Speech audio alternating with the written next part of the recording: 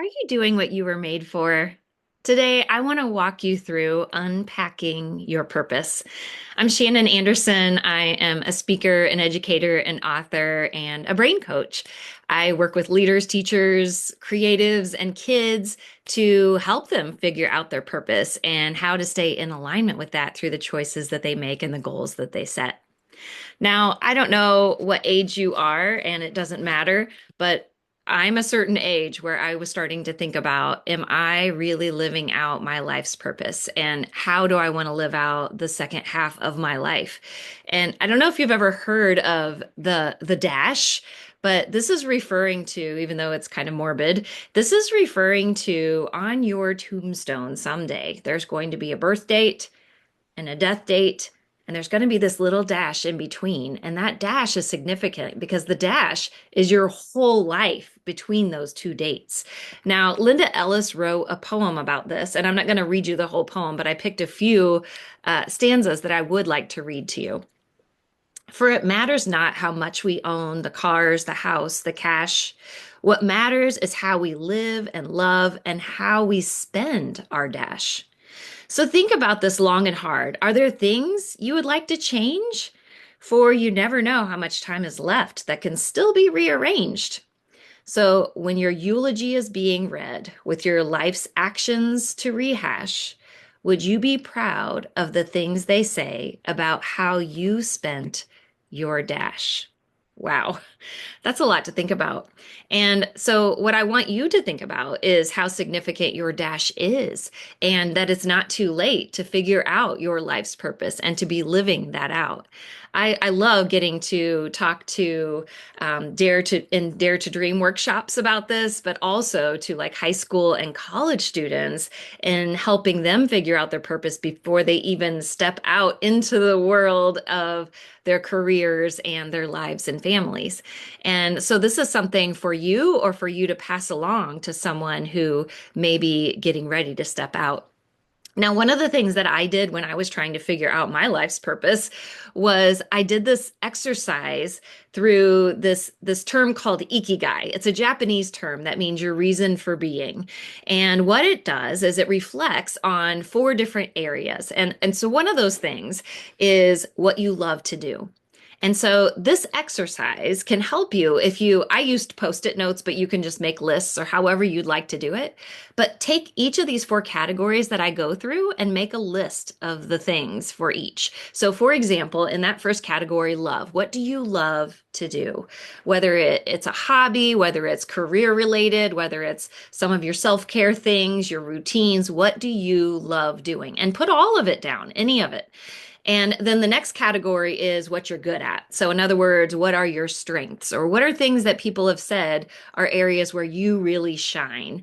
And then another area is what you can be valued for. So, what could you be paid for? You know, if this is something that you're thinking in terms of a possible career choice or side gig. And then what the world needs is your fourth category. So think about those things that you see as a need in this world, because that would feel fulfilling to be able to fill a need, wouldn't it? And so you've got these four categories, you're making a list for each thing. And then what you need to do is start looking at those lists. You're going to see, are there things that I have listed in more than one category? And more specifically, do I have anything that's listed in all four categories? Because that is worth paying attention to. There are going to be a lot of things that only fall in one category. For example, maybe you love singing. I love singing. But I can tell you that it's not a strength of mine. It's not something I'll ever be valued for or paid for. And the world definitely doesn't need my singing. But it doesn't mean I need to stop singing. It just means I should probably keep it to the shower or the car, right? And so that's that. There are some people that have things in two categories. So, for example, maybe you've seen these people that are career successful. They are really good at what they do, it's a strength of theirs and they're valued really well for it. They're paid a lot. But if they don't love doing it and they don't feel fulfilled or that the world needs it, then is it something that they're going to wake up out of bed each morning excited to go do? is that their life's purpose? Is that going to bring them joy? So that's something to consider. There are sometimes you're going to have things that fall in three categories, like ministry work, for example. Maybe you want to go on mission trips. You love doing it, you're good at it, the world definitely needs it, but you're probably not going to be valued for it in terms of payment. And so you may not be able to just leave your job and go do mission trips full time without a lot of funding happening.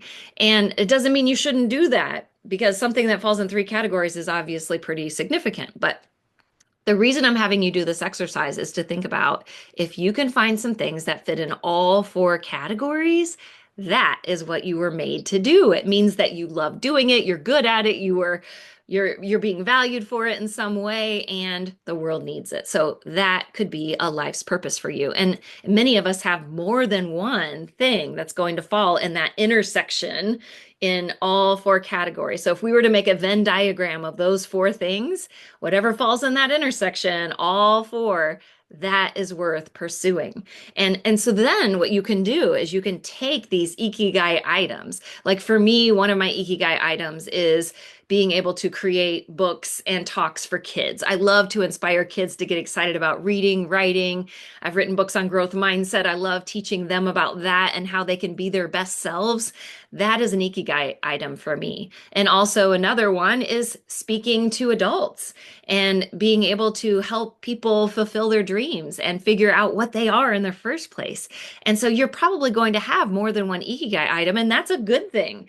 But then what do we do with that? Well, then what we do is we start to figure out some goals. So let's set some goals for if I wanted to be a children's book author, I need to set a goal of publishing my first children's book, right?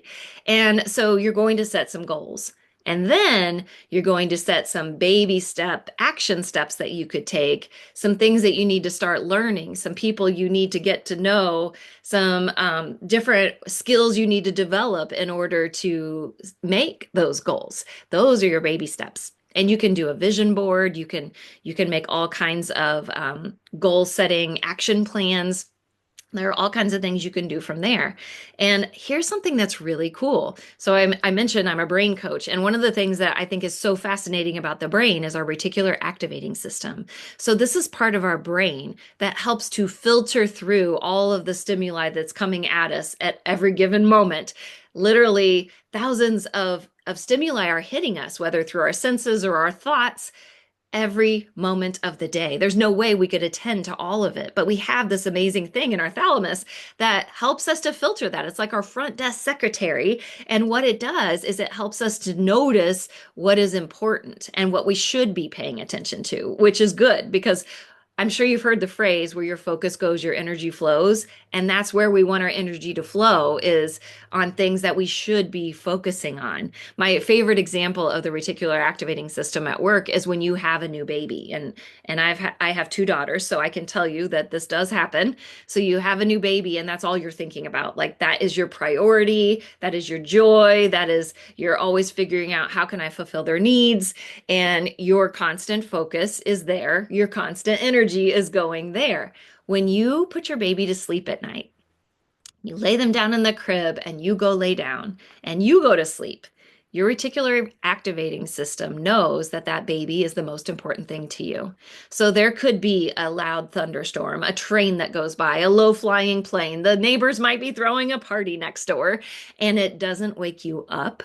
But on the baby monitor, when you hear that little whimper, it wakes you up like that. And it's just a tiny little sound, but your RAS, your reticular activating system, knows that's important and that you need to pay attention to it. And so it will wake you up. Isn't that amazing? So it's an amazing adaptation. And the same thing can happen on a smaller scale, like with a car, for example. Like maybe you have researched the make and model of the next car that you would like to purchase. And you start to notice it everywhere. You're driving down the highway and you're like, oh my gosh, there it is, there it is. Or go into a parking lot and you see 7 of them. And it's not that they were mass produced or everybody went out and bought one. It's just that your brain is drawing attention to that because it's what you've been focused on and thinking about. And so it knows that. It's filtering for that. Well, the reason this is important, the reason this is really cool is because it can help you reach your goals. When you start to focus on things that are your goals, that are important to you, your ikigai items, when you really make a concerted effort to intentionally plan and think about those things, your reticular activating system does too, and brings even more to your attention about those things. You will start to notice opportunities, people doing those things, all kinds of different resources that you never really noticed before because it wasn't in your RAS yet. And so, for example, when I was in high school, I set two big goals. One goal was to become an elementary teacher. My other goal was to be a children's book author someday. I wrote those in my diary my senior year of high school. Now, let me tell you that becoming an elementary teacher is a clear-cut path because you go to school, you major in elementary education, you do your student teaching, and you apply for elementary education jobs and hopefully get one. That is a clear-cut path. I did that and I taught for 26 years. But the other goal, becoming a children's book author, I just kind of dabbled at while I was teaching because it wasn't really a clear-cut path. It wasn't something that you can go to college and just major in children's book writing. And then let's say if you do major in, maybe you get an MFA in writing, or you get an English major, or you do creative writing. Then once you get out, you don't go and apply for a job to become a children's book author. It doesn't work that way at all. There are all kinds of ways that you have to submit to an agent or an editor and format things a certain way. And there isn't an application or an all call for children's book authors. And so I had to figure that out. But as I was figuring that out, when I figured out that was one of my ikigai items and started setting goals and creating baby steps for myself and going to conferences and workshops, I started noticing more conferences and workshops and opportunities and resources and like an author that might be coming to the library. I didn't notice those things before, but then once my focus was there, I noticed it and I wanted to go to it. And so our brains can help us if we help our brains by figuring out what we need to focus on, we can get to our goals faster. And so that's a pretty cool thing. Now, from there, as we're meeting our goals and we're doing all of those things, then we will start to fulfill those ikigai items. And then we can take even smaller, more specific steps as far as like our day to day, our habits that we choose, the way we make out our to-do lists. And I always recommend making them the day before each day. And I don't have time to go into all of that. I wish I could, but then you will eventually get there.